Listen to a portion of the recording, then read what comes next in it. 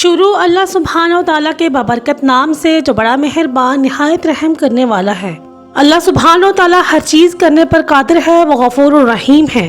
अल्लाह सुब्हान व तआला कहता है कि ऐ बंदे, जैसा मेरे बारे में गुमान रखोगे मुझे वैसा ही पाओगे। नाजरीन, आज आपके साथ कुरान की एक ऐसी आयत का जिक्र करूंगी जो कि बहुत ज़्यादा छोटी है, जिसको सिर्फ एक मरतबा पढ़ने से आपको 1000 आयत का सवाब मिलता है। नाजरीन, माह रजब में ये आयत आपने लाजमी पढ़नी है। कुरान मजीद आप लोगों को पता है कि एक सच्ची किताब है, इसमें कोई शक नहीं।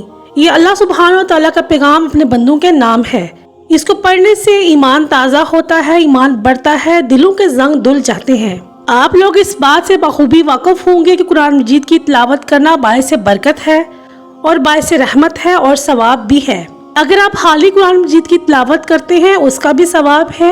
हर लफ्ज़ पर आपको 10 नेकियां मिलती हैं। अगर आप उसको तर्जमे के साथ समझ कर पढ़ते हैं तो वो और ही अच्छी बात है। इस हवाले से अल्लाह के नबी सल्लल्लाहु अलैहि वसल्लम ने इरशाद फरमाया, तुम कुरान पढ़ो इसलिए कि कुरान क़यामत के दिन अपने पढ़ने वालों के लिए सिफारशी बनकर आएगा। ये सही मुस्लिम की हदीस है। एक और जगह अल्लाह के नबी ने इरशाद फरमाया, क़यामत के दिन कुरान और कुरान पढ़ने वाले जो उस पर अमल करते थे उनको लाया जाएगा। और सूरह बकरा और सूरह आले इमरान पेश होंगी और अपने पढ़ने वालों की तरफ से झगड़ा करेंगी। ये भी सही मुस्लिम की हदीस है। आप सल्लल्लाहु अलैहि वसल्लम ने ये भी फरमाया, तुम में सबसे बेहतर वो है जिसने कुरान पढ़ा और उसको पढ़ाया, यानी कि दूसरों को उसकी तालीम दी, यानी कि दूसरों को सिखाया। पर नाजरीन, अफसोस का मकाम है कि हमारी अक्सरियत तिलावत कुरान मजीद से गाफिल है। नाजरीन, हम दुनिया के कामों में इतना वक्त लगाते हैं, इतना मसरूफ रखते हैं अपने आप को, जबकि कुरान की तिलावत के लिए वक्त ही नहीं मिलता हमें। और अक्सर लोग इस बात का बहाना करते हैं कि हमारे इतने काम काज होते हैं कि हमें कुरान पढ़ने का टाइम ही नहीं मिलता। हालांकि ये अपने आप को धोखा देने वाली बात है। यकीन जानिए, तिलावत कुरान पाक से अल्लाह सुब्हान व तआला आपके वक्त में बरकत डाल देते हैं, आपकी जिंदगी में बरकत आती है, आपकी रूह को सुकून मिलता है।